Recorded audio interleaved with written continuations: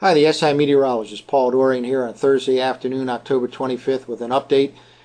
Evidence is mounting for a possible historic weather event here in the Mid-Atlantic region early next week. The very latest GFS model run has come in, and it now is more like the European model and some of the other models that we've been tracking over the last several days.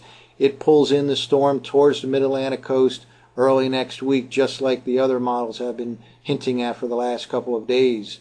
All the signs are now pointing towards a possible historic weather event in the Monday, Tuesday time frame, perhaps even as early as Sunday night, at least getting underway Sunday night.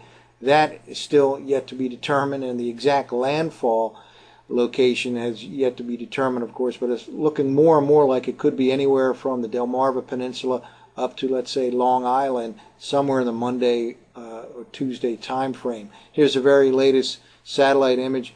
Ominous signs here. First of all, an eye is starting to form, it looks like right here. Sandy is still a strong Category 2, another ominous sign.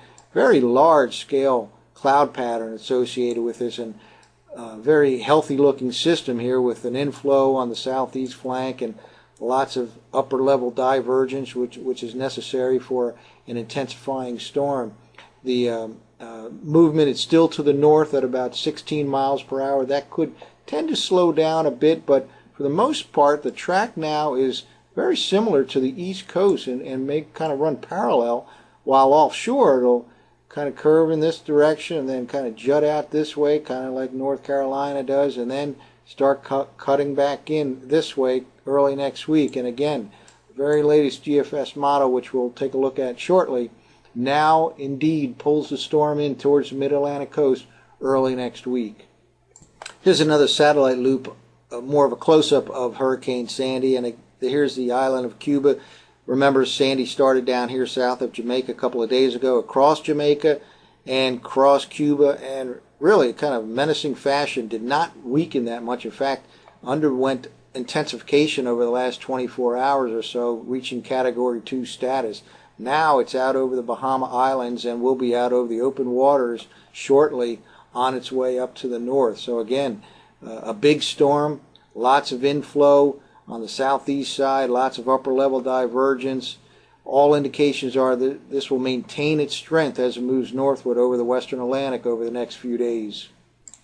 Well, let's show a couple of maps from the very latest GFS model run, and this is the 12Z model run, and we're actually looking at Tuesday morning time frame. Again, this is a little slower than the European model, which comes out later on today. So it's still Monday or Tuesday time frame, but nonetheless, the big picture here is that just a tremendous low pressure system, whether it's tropical or not, is kind of irrelevant at this point. It begins as a tropical system, obviously Hurricane Category 2. By this time, it may very well have taken on extratropical characteristics, kind of a hybrid. So whether it still will be considered a hurricane at this point, I don't know, and frankly it doesn't really matter. The effects will be the same: torrential rains, strong damaging winds, power outages, possible deep accumulating snows in the mountains of the central Appalachians. Now here is the Tuesday morning outlook now by the GFS model. Keep in mind, this is the same model that a couple of days ago had the storm going out to sea. Tuesday morning, a 948 millibar low. That translates to about 28 inches, which is just incredible.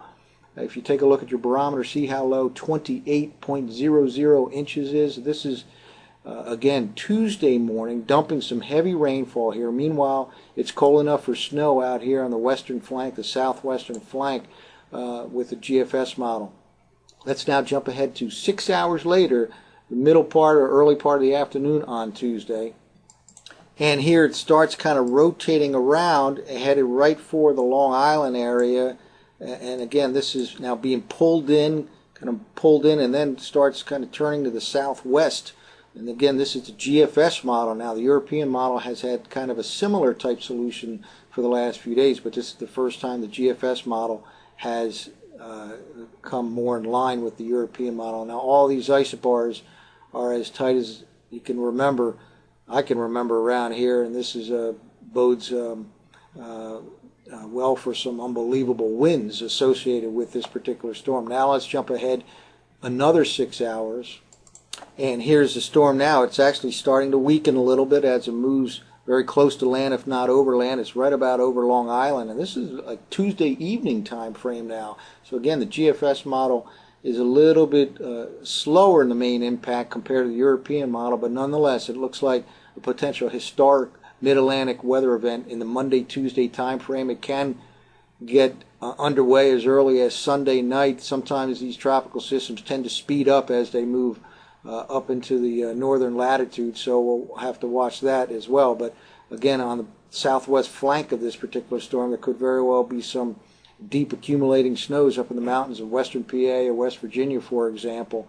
So again, this ought to set off some more red flags that there's a potential major event here in the Mid-Atlantic region on the Monday, Tuesday time frame. Now that the GFS model is coming into line more with the much more threatening European models and some of the other models like the GFDL model that we have seen over the last couple of days. We'll continue to monitor the situation here at the SIweather.com.